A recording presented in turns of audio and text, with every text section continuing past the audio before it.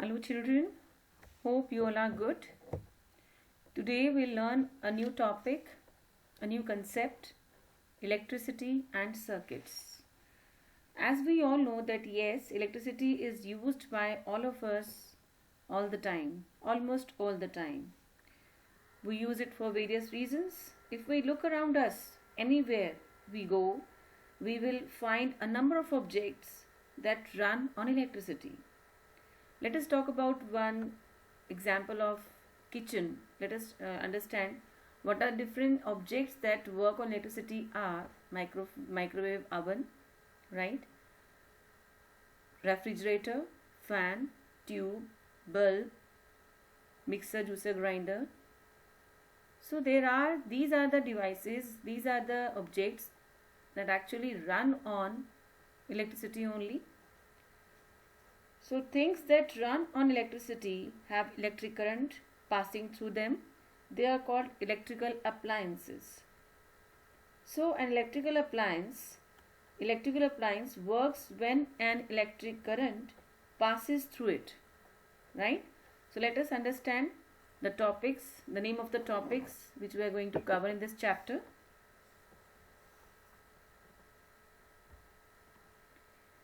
Topics we will cover in the part 1 of this chapter are electric cell and its types, electric bulb and electric circuit. So let us start with electric cell and its types. As you can see on the screen, it's an electric cell, a dry cell. It is a very convenient source of electric current, as its name suggests. It contains dry or semi-solid ingredients. As you can see here on the screen, let us understand the construction of electric cell. Internal structure of cell. See how this cell looks from inside. The dry cell contains a paste of ammonium chloride inside a zinc container. Inside the paste, a cardboard container contains powdered manganese and carbon dioxide mixture,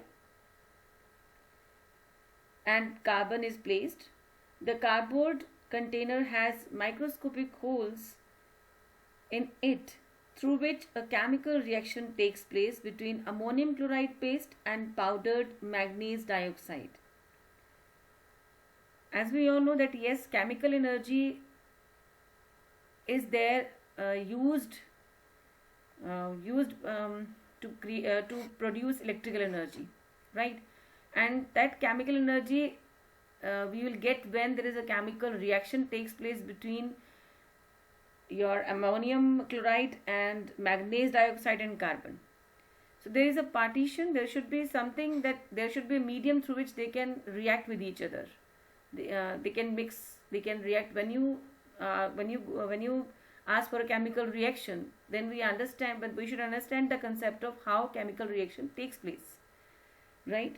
So there is a rod, usually carbon with a metal cap, is dipped into the manganese dioxide.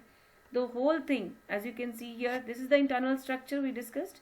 The whole thing is then sealed so that the contents do not spill out. So the zinc can is also wrapped so that only the base is exposed. Every source of electric current has two ends of terminals where conducting wires are connected to draw electric current.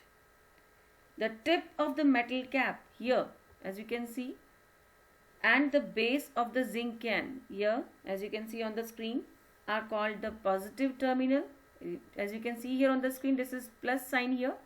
It shows it's a positive terminal, and negative sign is here. It shows it is a negative terminal of the dry cell.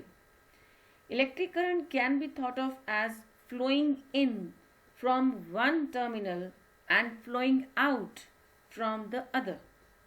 If the tip of the metal cap and the base of the zinc can are connected by a metal wire, as you can see here on the screen also, the bulb is attached with the wires. Two terminals of bulbs are here, and they are connected with the positive and negative terminal of the cell. Current will flow through it, right? Dry cells are used in remote control for television, air conditioners, toy cars. They are used in electric torch also, hearing aids, and so many other appliances, devices. So this is all about internal structure of a cell.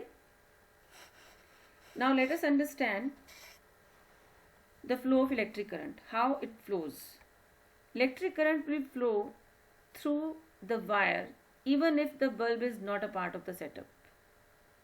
If bulb is not here, it doesn't mean if it is not here, if it is not connected, it doesn't mean that it will not flow. It will flow when you connect the two wires, right? And you connect these two wires together, yes, electric current flows. But using a bulb will help us to understand, to find out if an electric current is flowing in the wire or not.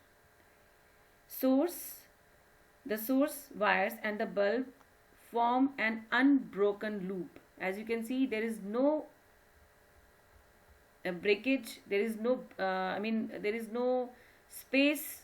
All the things are connected, all the objects are connected, the bulb and the cell, they are connected properly and forming a closed loop, a closed circuit, right? So this is all about internal structure of a cell and flow of electric current. So now next is, let us understand the different types of cells: primary cell and secondary cell. A cell that can be used only once, they are called primary cells.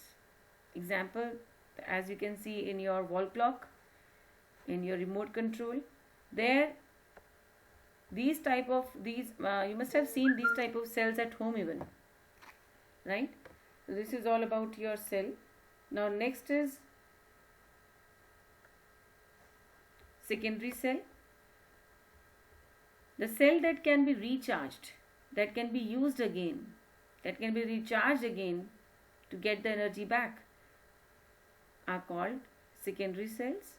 And these cells, they are nickel metal hydride cells. So these you can easily see, and in many appliances we use battery kind of arrangement that can be charged again. So this is something, different types of cell we have discussed. Now next we are going to discuss about electric bulb. This is the device that is used to get light in a closed room, in a room, right? So what is an electric bulb? It is a device used to get light. Now let us understand the concept of electric bulb now. The common electric bulb is also called an incandescent bulb. With help from an adult, look at what is inside a transparent electric bulb. Among other things, you will see that it has a thin filament. As you can see here, it is a thin filament, right? The filament heats up when electric current is passed through it. It heats up so much that it begins to glow and give out light. This bulb is filled with inert gas.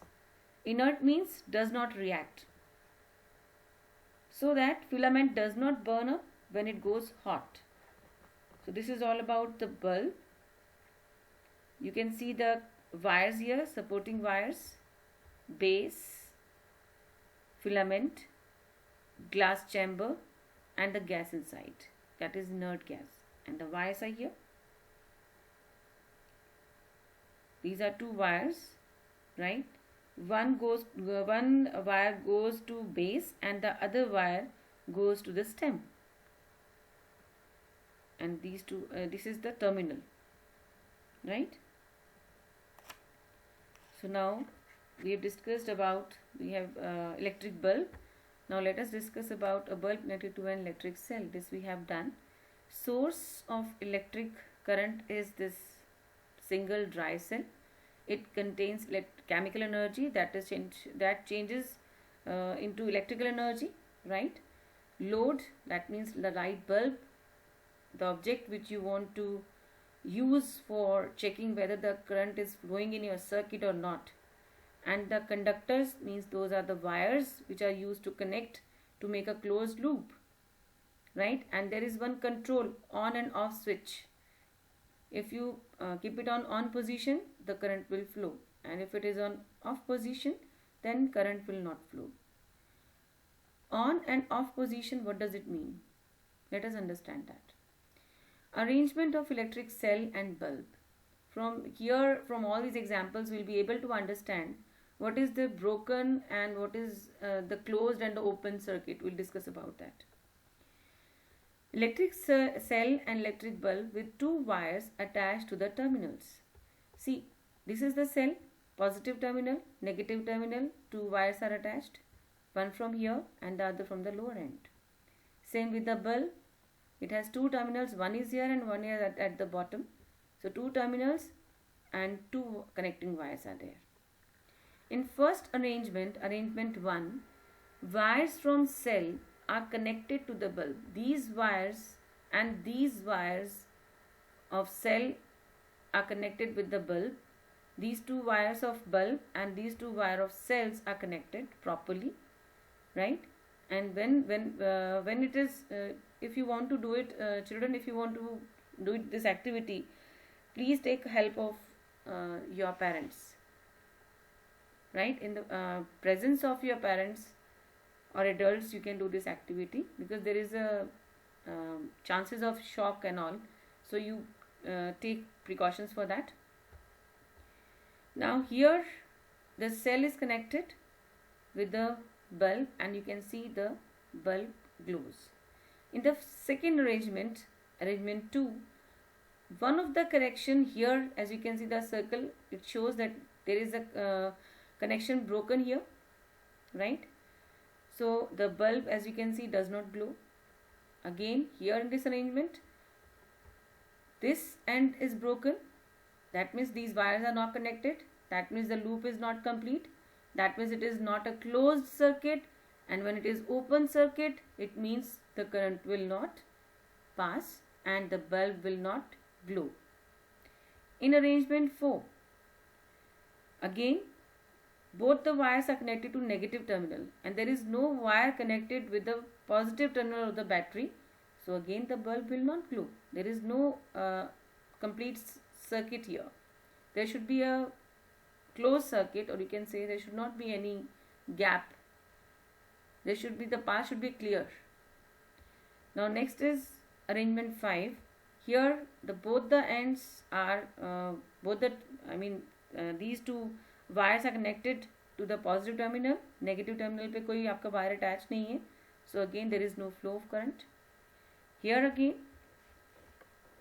it hardly matters कि आपने ऊपर वाला wire को नीचे से connect किया है और नीचे वाले वायर को ऊपर से कनेक्ट किया है. Doesn't matter. What matters is there is a complete and closed circuit. There should not be any breakage between the path of that current, right?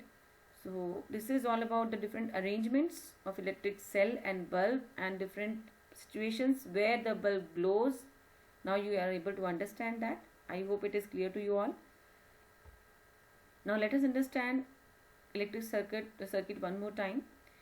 Electric current will flow through the wire even if the bulb is not a part of the setup, but using a bulb will help us find out an electric current is flowing in the wire. Notice that the source, wires and the bulb form are broken and unbroken loop, right?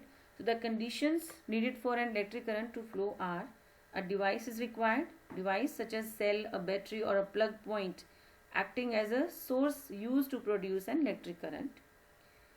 Second, the wire made of a metal such as copper, silver or aluminium which allow electric current to flow through easily. And the third, an unbroken loop of the wire running from one terminal of the source through various appliances back to the other terminal of the source. So this is all about your electric circuit, electric current, electric bulb and electric cell.